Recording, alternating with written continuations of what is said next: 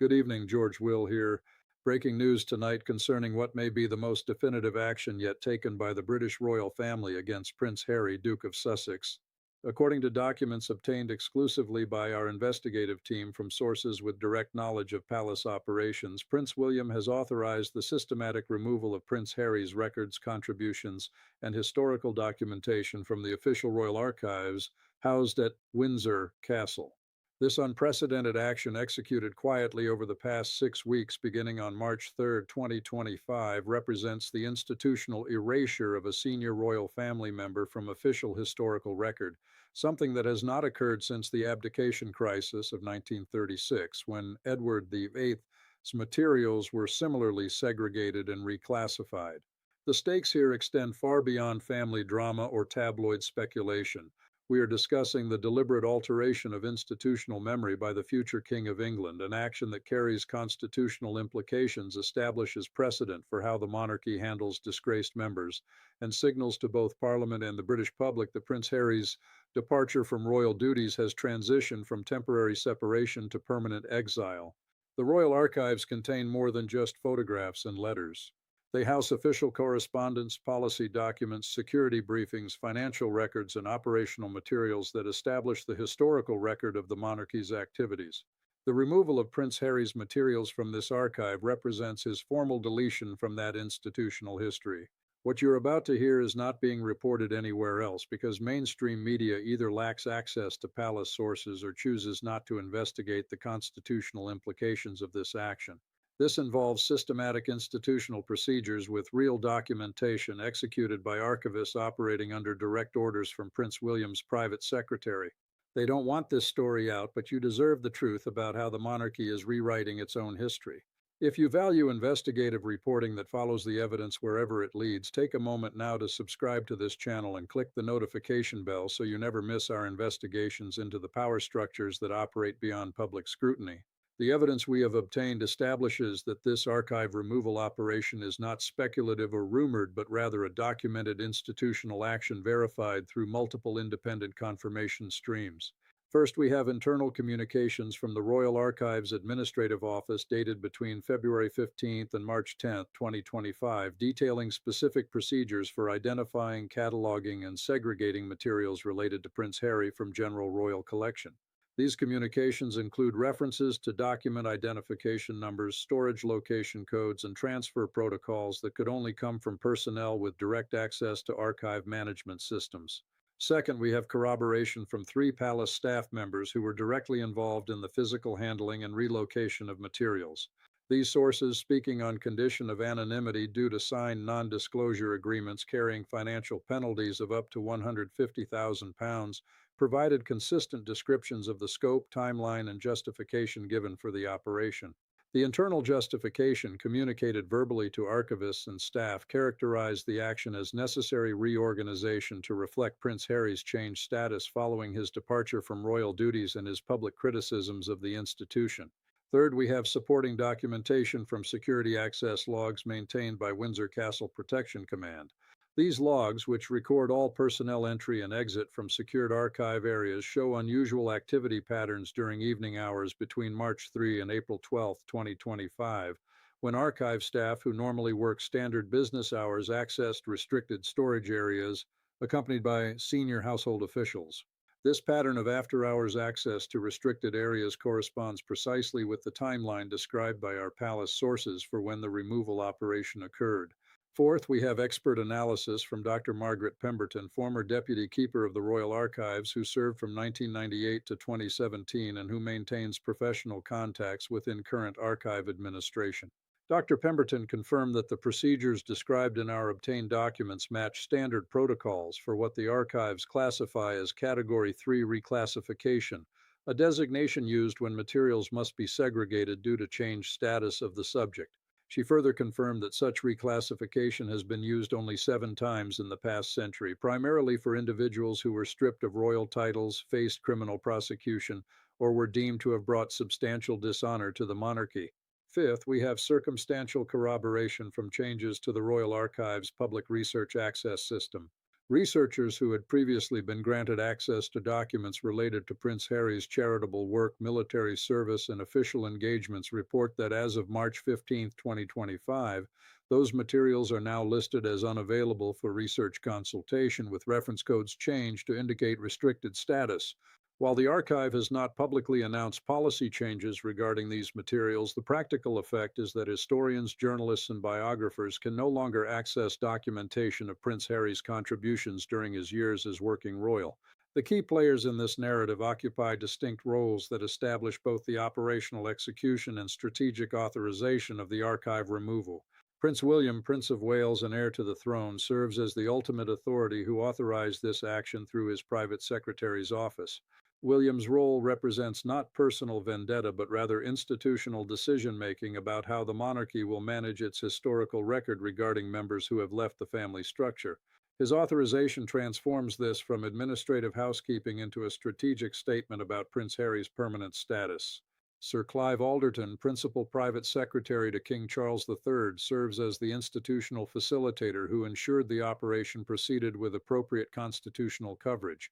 While King Charles reportedly was informed of the action after initial planning stages, palace sources indicate he neither explicitly authorized nor prevented the removal, effectively acquiescing to his elder son's institutional decision. This passive approval establishes important precedent about the hierarchy of authority regarding royal historical materials. Dr. Oliver Urquhart Irvine, librarian and assistant keeper of the Royal Archives, serves as the professional administrator who executed the actual removal operation. Dr. Irvine's role involved translating political directive into proper archival procedure, ensuring that materials were cataloged, photographed, and stored according to preservation standards, even as they were segregated from general royal collection. His professional involvement lends institutional legitimacy to what might otherwise appear as politically motivated historical erasure. Prince Harry himself exists in this narrative as subject rather than participant. Sources indicate he was not informed of the archive removal operation and learned of it only through indirect channels weeks after it began. The decision to proceed without notification demonstrates the complete breakdown of family communication and the palace's assessment that Prince Harry no longer holds status requiring consultation on decisions affecting his historical legacy. Now we turn to the comprehensive evidence presentation that establishes the scope, methodology, and implications of this archive removal operation. The evidence divides into 6 major categories, each revealing different dimensions of how the monarchy is systematically erasing Prince Harry from official institutional memory. The first category concerns financial and charitable documentation removal. The Royal Archives contain extensive records of Prince Harry's involvement in charitable initiatives, patronage activities, and foundation work during his years as working royal. Materials removed from general archive access include complete files on the Invictus Games Foundation establishment and early operations from 2014 to 2017, detailed records of the Centabale charity co-founding and fundraising activities from 2006 to 2019, documentation of the Coach Corps apprenticeship program development, and correspondence files related to more than 20 official patronages Prince Harry held before stepping back from royal duties. These materials total approximately 2,300 individual documents, 47 boxes of correspondence, and extensive photographic documentation. The removal of these materials means that future historians researching royal charitable work will find significant gaps in documentation for the period from 2005 to 2020, when Prince Harry was active in philanthropic activities. The second category addresses military service documentation and honors. Prince Harry served 10 years in British Armed Forces, including 2 combat deployments to Afghanistan, and held honorary military appointments granted by Queen Elizabeth II. Materials removed from general access include operational reports from his Apache helicopter squadron service in Helmand Province from September 2012 to January 2013, commendation documents and award citations earned during military service, correspondence files related to his roles as Captain General of the Royal Marines and honorary appointments in other military units, and planning documents for the Invictus Games that drew directly on his military experience and connections. The removal of military documentation is particularly significant because it affects not just royal history but also military historical record, as Prince Harry was the first senior royal to serve in combat zones since Prince Andrew in the Falklands War. The third category encompasses official royal engagement documentation. During his years as working royal, Prince Harry conducted thousands of official engagements representing Queen Elizabeth II and the United Kingdom. Materials now reclassified and restricted include guest lists and planning documents for state dinners and official receptions where Prince Harry served as royal representative, briefing papers prepared by Foreign and Commonwealth Office for Prince Harry's overseas tours to Commonwealth nations, photographic archives from official tours to Caribbean nations, Africa, Australia, and other locations, and correspondence with government officials regarding Prince Harry's official activities.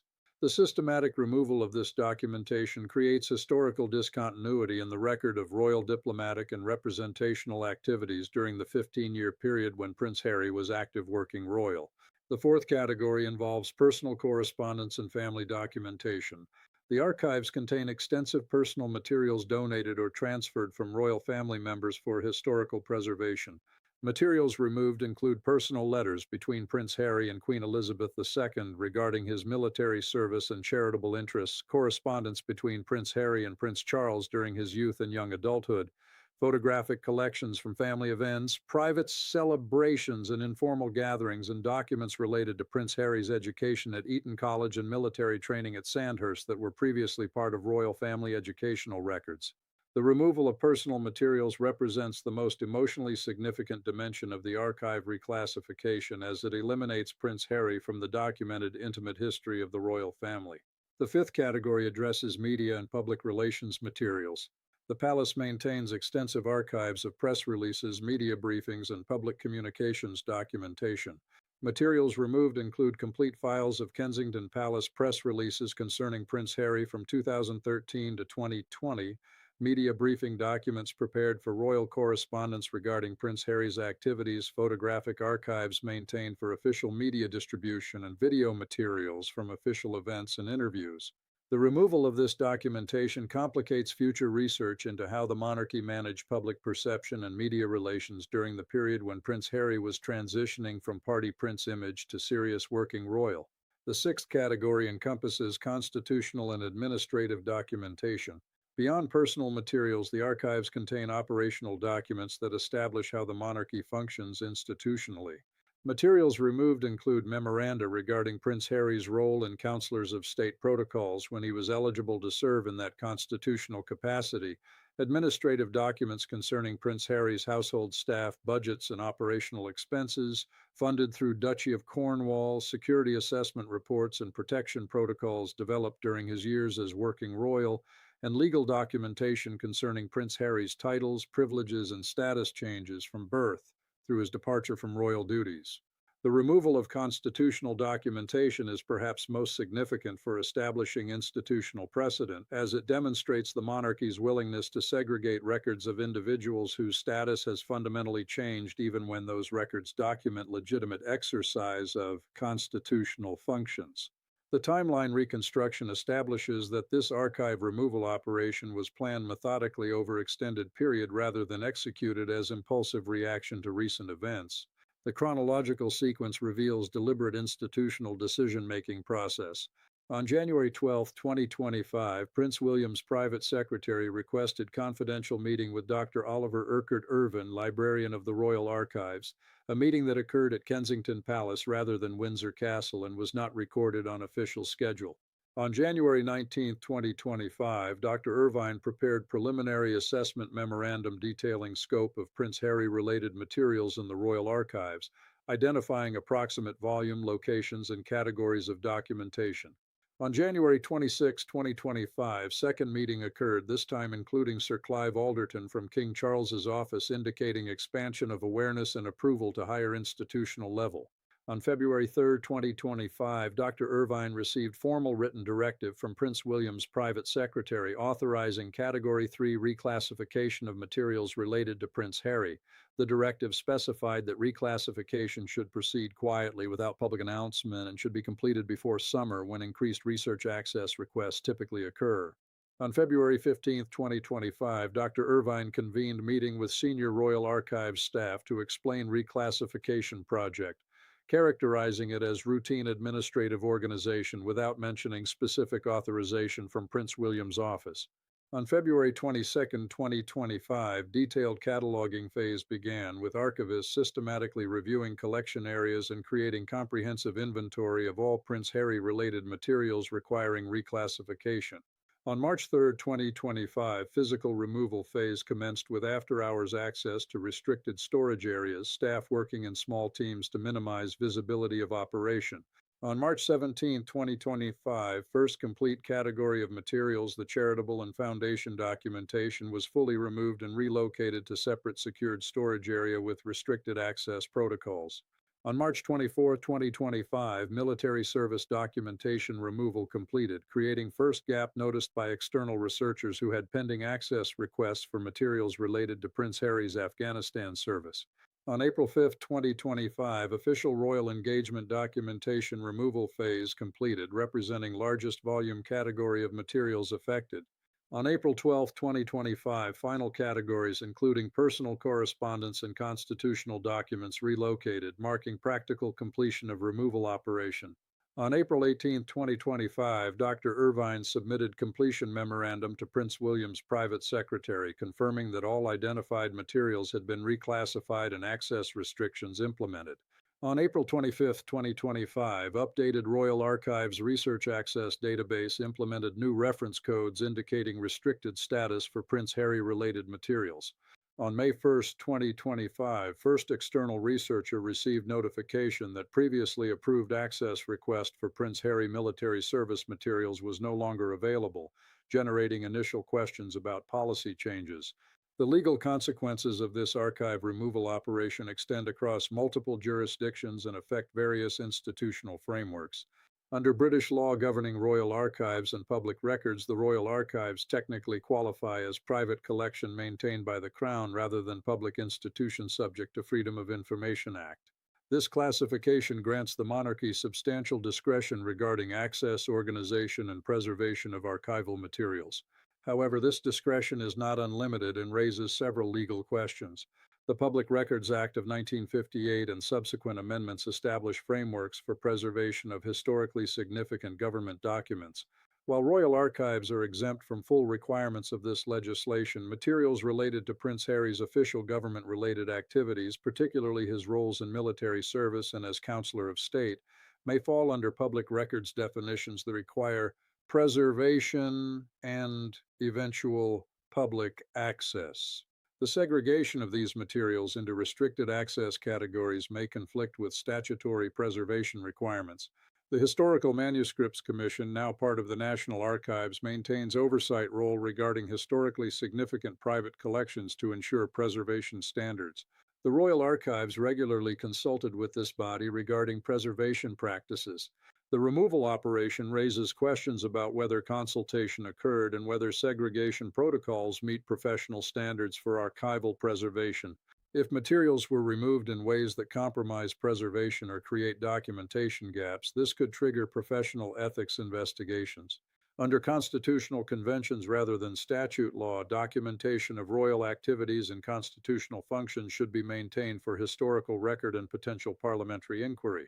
While Parliament has limited formal authority over royal household operations, the removal of documentation regarding Prince Harry's constitutional roles as Counselor of State and his official representational activities could limit Parliament's ability to review historical precedents if similar situations arise in the future. The Copyright Designs and Patents Act of 1988 establishes that copyright in personal letters and correspondence typically belongs to the author rather than the recipient. This means that Prince Harry may retain copyright in his personal letters contained in the Royal Archives, even though physical documents are held by the archive. The removal of these materials and restriction of access may affect Prince Harry's ability to authorize use of his own correspondence for biographical or historical purposes, potentially creating copyright disputes if he seeks to publish or authorize publication of materials now held in restricted access. Under data protection legislation, specifically the United Kingdom General Data Protection Regulation, individuals have rights regarding personal information held about them by institutions. While archival materials may qualify for exemptions under research and historical purposes provisions, Prince Harry could potentially invoke data subject access rights to obtain copies of restricted materials or demand explanation for how personal information about him is being processed and stored. This could create conflict between archival preservation interests and individual privacy rights. The scenario analysis examines four distinct potential outcomes as this situation develops in coming months and years. The first scenario envisions complete permanent erasure where Prince Harry's materials remain indefinitely restricted, effectively removing him from accessible royal historical record. Under this scenario, future generations researching royal history from 2005 to 2020 would encounter significant documentation gaps and would have limited access to primary source materials about Prince Harry's contributions. This outcome would establish precedent that departure from royal family can result in institutional memory erasure, discouraging future royal family members from leaving or criticizing the institution. The probability of this scenario is approximately 35%, as it requires sustained commitment from Prince William and future monarchs to maintain restrictions even as memories of current disputes fade. The second scenario projects eventual partial restoration after generational transition. Under this outcome, materials remain restricted during Prince William's lifetime but are gradually made available after his reign ends or after Prince Harry's death eliminates personal sensitivities. This scenario follows historical precedent from previous royal controversies where restricted materials eventually became accessible once primary individuals involved were deceased. The restoration would occur incrementally rather than through dramatic policy reversal, allowing the monarchy to quietly reverse course without admitting error. The probability of this scenario is approximately 40%, as it allows institutional face saving while eventually serving historical preservation interests. The third scenario anticipates legal challenge forcing access. Under this outcome, historians, biographers, or Prince Harry himself initiate legal proceedings challenging the restriction of historically significant materials, potentially invoking public records legislation, freedom of information precedents, or copyright claims. Court proceedings would force the palace to defend its archival decisions publicly and potentially require disclosure of decision-making process behind removal operation. The legal challenge could result in court-ordered access to materials or could establish definitive precedent confirming palace's broad discretion over its private archives. The probability of this scenario is approximately 15%, as legal challenges face substantial jurisdictional obstacles and would require significant financial resources and tolerance for public controversy. The fourth scenario envisions negotiated resolution through family reconciliation. Under this outcome, broader reconciliation between Prince Harry and the royal family includes agreement to restore his archival materials to general access, framed as recognition of his historical contributions during years as working royal. The restoration would be presented as magnanimous gesture by Prince William rather than admission that removal was inappropriate, allowing both sides to claim partial victory. This scenario requires substantial change in family dynamics and willingness by all parties to prioritize institutional historical accuracy over personal grievances. The probability of this scenario is approximately 10% given current relationship trajectory and absence of indicators suggesting reconciliation is imminent.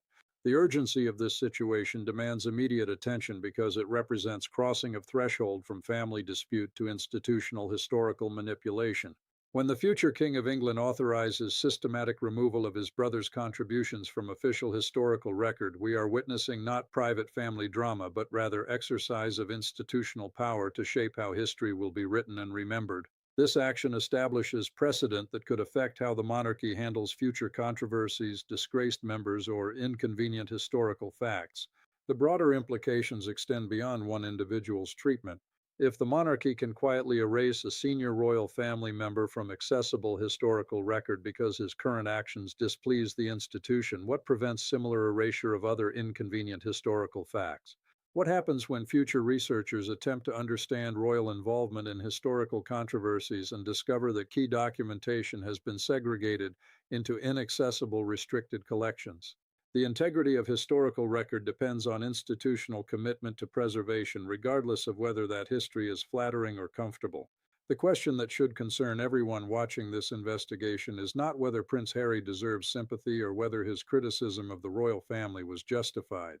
The question is whether any institution should have power to rewrite its own history by restricting access to documentation of legitimate activities by individuals whose current status has changed. The Royal Archives exist not merely to preserve flattering highlights, but to maintain comprehensive record that allows future generations to understand how the monarchy functioned, including its conflicts, failures, and controversies. This investigation will continue as we monitor whether the removal operation proceeds to complete erasure or whether countervailing pressures force reversal or modification. Our sources within Palace staff and archival professionals continue providing updates on access policies and any further reclassification activities. The institutional precedent being established here matters far beyond one family's dispute and deserves sustained investigative attention. I want to hear from you. Do you believe the Royal Archives should maintain complete historical record, including materials related to departed or disgraced royal family members? Or should the institution have discretion to restrict access to materials that might damage the monarchy's reputation? Cast your vote in the poll above and share your perspective in the comments below. Our next investigation examines the financial mechanisms through which the royal family is attempting to reclaim gifts and payments previously provided to Prince Harry and Meghan Markle, including legal demands for return of items valued at $1.5 million. The trail of receipts, gift registries, and legal correspondence reveals the monarchy's determination to extract maximum financial cost for their departure. Subscribe and click the notification bell so you don't miss that investigation when it releases later this week.